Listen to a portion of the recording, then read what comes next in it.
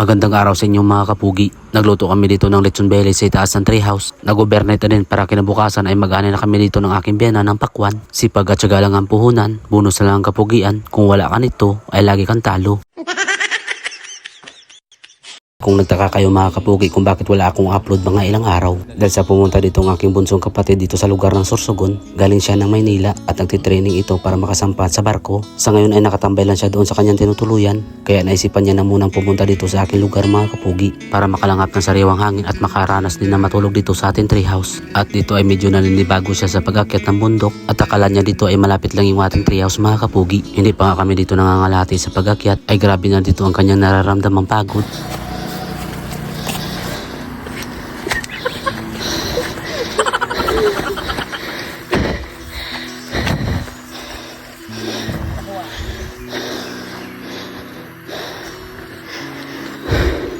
Yan na naman naakyatin, di ba? Yan na yung aakyatin. Yan, ha? Ano?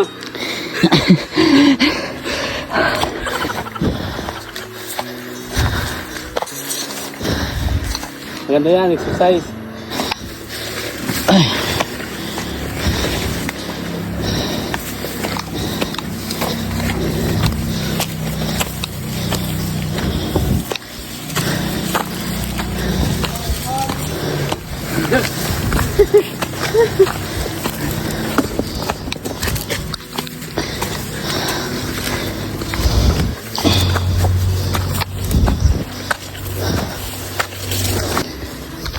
Deh.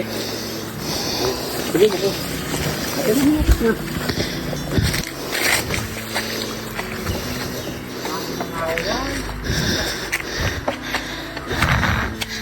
At pagdating namin dito sa treehouse mga kapugi ay nandito yung aking biyanan. Araw-araw na siya dito umakyat ng bundok para magbantay ng kanyang tanim na pakwan. At mamayang gabi ay dito na din kami matutulog dahil kinabukasan ay mag-aanay na kami dito ng aking biyanan ng pakwan. At yung mga gamit pala dito na aming dala ay nakit ko na muna dito sa aming treehouse para hindi ito mabilad sa araw mga kapugi.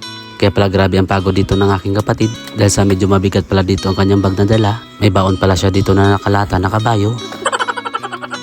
Bale pasadong alauna ng hapon kami dito umakyat ng bundok kaya medyo mainit pa dito ang paligid mga kapugi. Kaya habang nagpapahinga sila dito sa itaas ng treehouse ay nagkuha na muna ako dito ng dahon ng tanglad at dahon ng saging.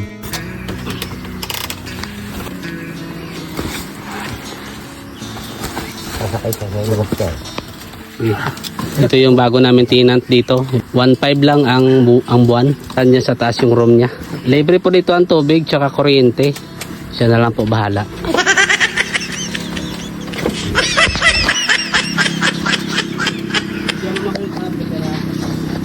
Dito ay naasikaso ko na ang pagsalang natin ng lechon belly mga kapugi. Ito talaga yung inuna kong gawin dahil sa matagal itong lutuin sa ating deway ubin. Pinutol ko pala dito ang pinakapuno ng tanglad para hiwain ito ng maliliit mga kapugi. At hindi ako masyado dito nahirapan sa pag-sit up ng kamera dahil ginawa ko na munang kameraman dito ang aking kapatid. Namarinate na namin ito mga kapugi. May kalamansi, paminta, sukal, toyo, tsaka bawang. Ang kulang na lang dito ay ang tanglad. Maglalagay pala tayo ng hiniwa natin na maliliit na tanglad. Lagyan natin ito.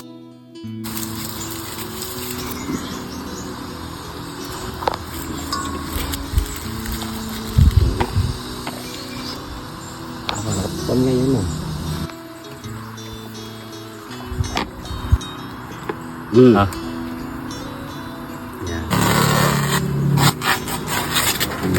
Kapag nagluluto ako dito ng lechon manok o lechon belly dito sa ating DIY ubin mga kapugi ay lagi ko itong nilalagyan ng tangkay ng dahon ng saging. Ang purpose nito ay para hindi kagad masunog ang pinakailalim na balat. Pagkatapos ay tinakpan ko din ito ng dahon ng saging ang pinakaitaas para bago pumula itong kanyang balat ay maluto muna ang pinakaloob na karne mga kapugi. Sabaw. Pagkatapos ay nagatong na ako dito sa ating DIY ubin para uminit na kagad ang loob nito mga kapugi.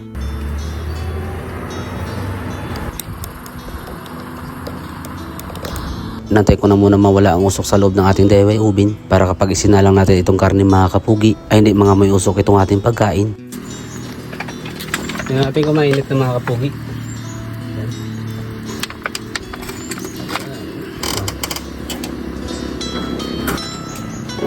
nagpatugtog na rin dito ang aking biyanan ng paborito niyang mga kanta at naglagay na rin ng signal para meron kami ditong internet. At nagato na rin dito ang aking kapatid para makapag-init na din dito ng tubig.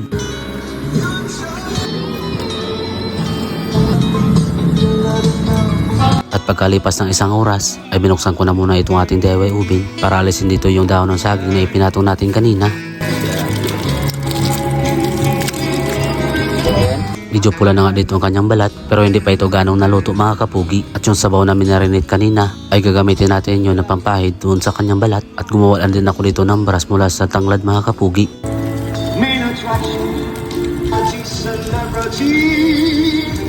Dito ay sinabihan ko dito ang aking kapatid na salubungin ng kanyang ate na paakyat dito si taas ng bundok dahil may mabibigat yun na mga dala dahil ang laman doon sa loob ng icebox ay yelo at alak mga kapugi.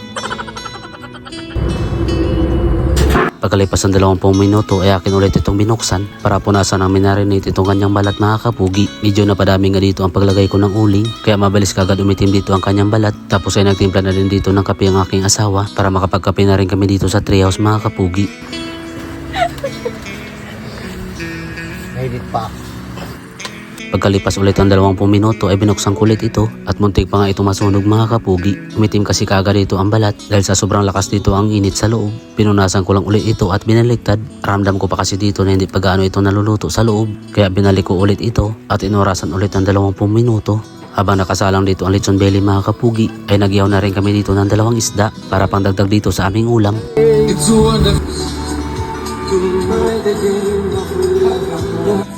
May mga bunga na din pala dito ang tanim kong okra at may maanay pa din dito sa tanim nating upo. Kaya sinabihan ko dito ang aking biyanan na bukas ko na lang ito anihin para may uulamin kami dito sa almusal mga kapugi. At tinawag ako dito ng aking kapatid. Bibidyohan ko daw siya kunwari siya daw nag-iihaw ng isda.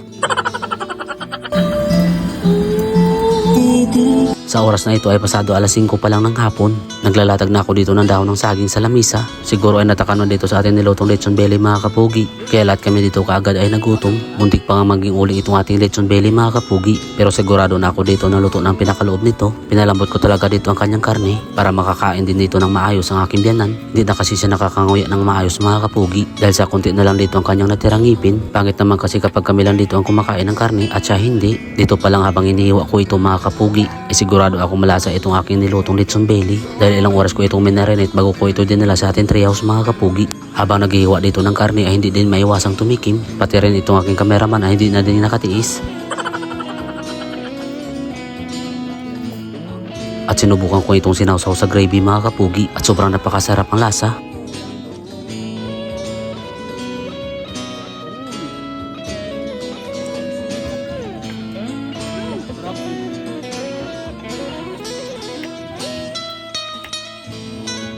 Pagkatapos ko itong hiniwa ng maliliit ay naglagay na ako dito ng kanin sa dahon ng saging para kami ay makakain ng mga kapugi. Nagpa!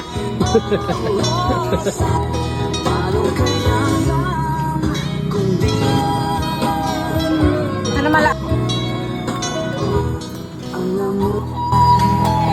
Kain mga kapugi.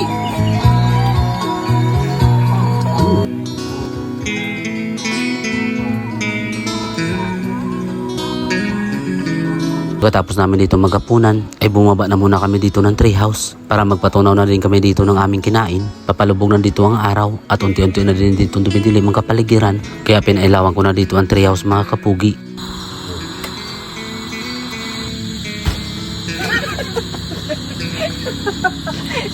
Inakit na din namin dito ang pampainit namin sa katawan at inilabas na din ng kapatid ko ang kanyang dalang alak na kabayo. At hindi din mawawala ang paborito ng aking biyanan na 4 kanto. Kapag unti-unti nang dumidilim dito si taas ng bundok, ay unti-unti na din ditong lumalamig mga kapugi. Kaya kapag dito kami natutulog, ay meron kami laging dalang pampainit sa katawan. Sasamahan pa ng masarap na pulutan.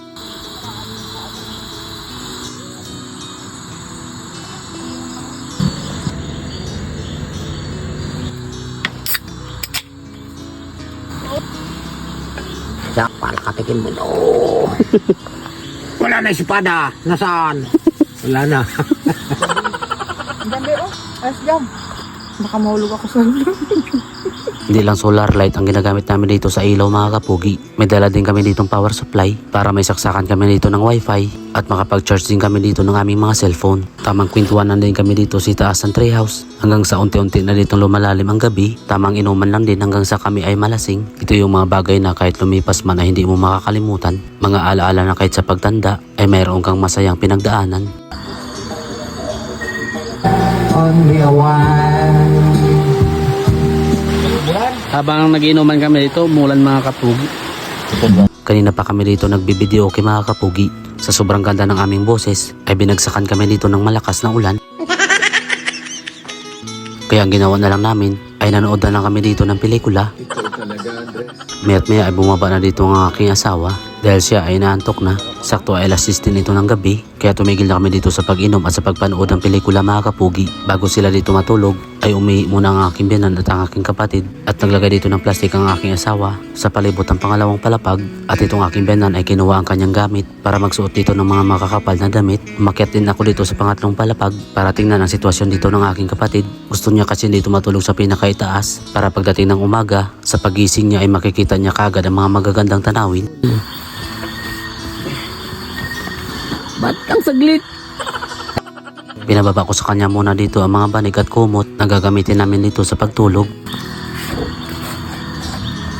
Sa oras na ito ay maliwanag dito ang buwan at inantok na dito ang aking kapatid. Kaya nagpasya na ako ditong bumaba at sinabihan na lang na mag-chat na lang siya kapag nasa ibang puno na siya nakaiga.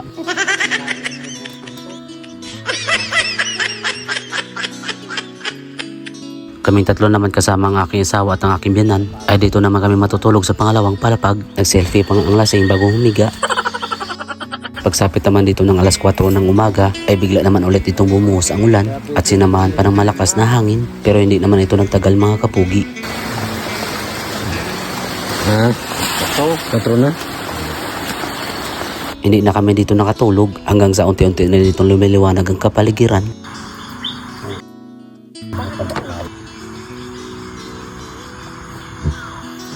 Nag-init na din kami dito ng tubig para makapagkape na rin kami dito mga kapugi. Tamang tambay lang din muna ako dito sa may hagdan hanggang sa may nakita ako ditong fog sa tabi ng aming treehouse. Hindi nagkaroon dito ng fogs.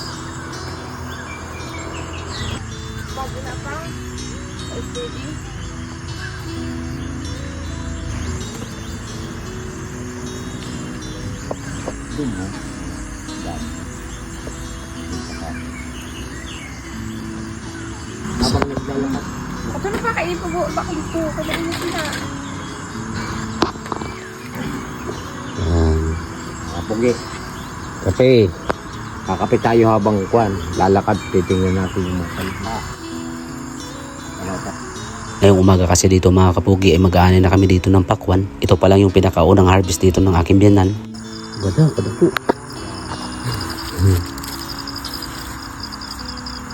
Ito, malapit na magulong. Nilagyan ng kahoy. Gugulong kasi baba.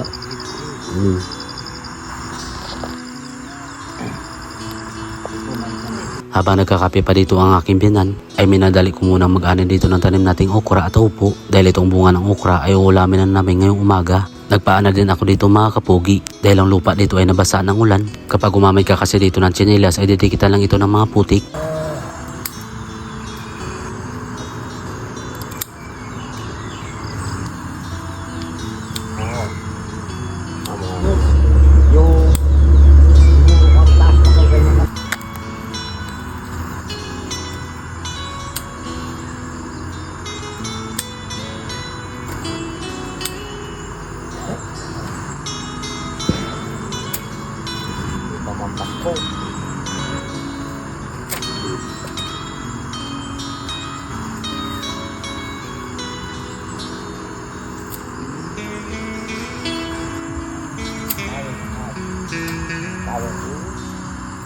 Dito pagkatapos ko mag-ani ng mga gulay ay binigay ko na dito sa aking biyanan ang gunting dahil magpipitas na siya dito ng bunga ng pakwan. Inihatid ko na muna itong aking mga nakuha para masamahan ko dito ang aking biyanan sa pag-ani ng pakwan. Unang ani namin ng pakwan mga kapugi.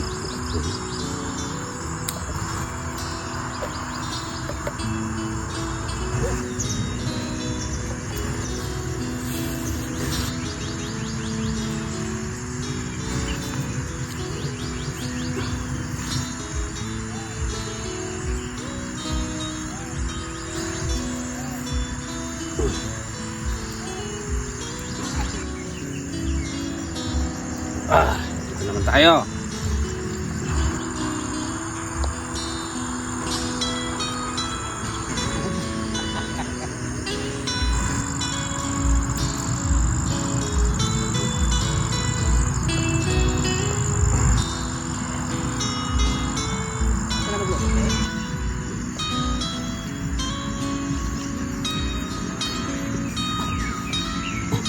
Dahan-dahan, baka mabasag. Ito yung pinagpaguran ng aking biyanan.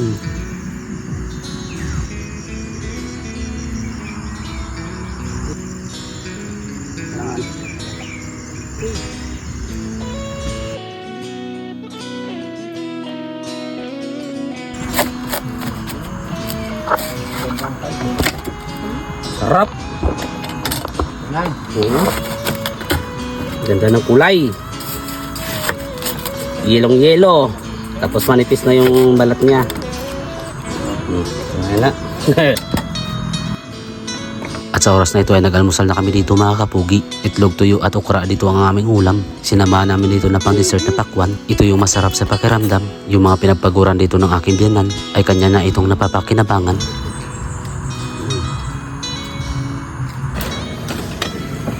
Amis no? Pero kung ang bunga niya, Nakakapal no? Pagkabag ng dami na kita. Very emotional. may kabag ka pa, no? Pagkatapos namin dito mag-almusal ay dumating dito ang aking bayaw. May dala siya dito 2 sako. Nasisidlan ng inani naming pakwan dahil dadalhin na namin ito pa ibaba ng bundok mga kapugi. At kung nagustuhan nyo itong aking vlog, please follow, like and share naman itong aking page. At pa-comment naman kung saan nakaabot itong aking video. Sa mga nakaabot sa dulo ng aking video, maraming salamat at God bless inyong lahat.